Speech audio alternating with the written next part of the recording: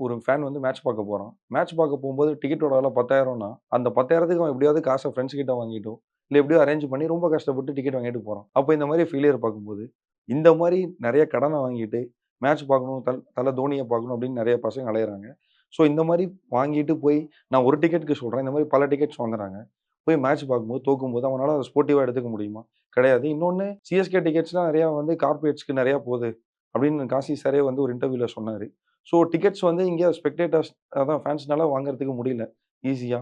So அப்படி இருக்கும்போது, அவ்வளோ கஷ்டப்பட்டு எப்படியாவது டிக்கெட் கிடைச்சு போறவன், கண்டிப்பா விரக்தியா தான் இருப்பான். இந்த சீசன் இப்படி ஒரு ஃபெயிலியர் பார்த்தவங்க, கண்டிப்பா நீங்களே சொல்லுங்களேன். நீங்களே மேட்ச் பார்த்தா கூட, கஷ்டப்பட்டு டிக்கெட் எடுக்குறீங்க. அங்க போனா ஒண்ணுமே இல்ல.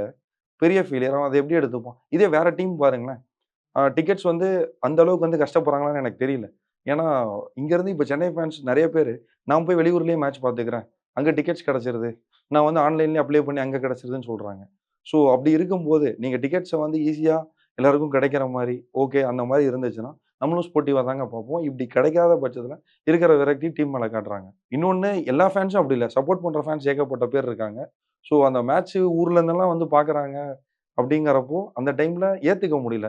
நம்மளடா இப்படி பெர்ஃபார்ம் பண்றோம்ன்னு. பட் நீங்க பாருங்க, அடுத்த சீசன் ஆரம்பிக்கும்போது, நம்ம ஃபேன் ஃபாலோயிங் எப்படி இருக்கும்?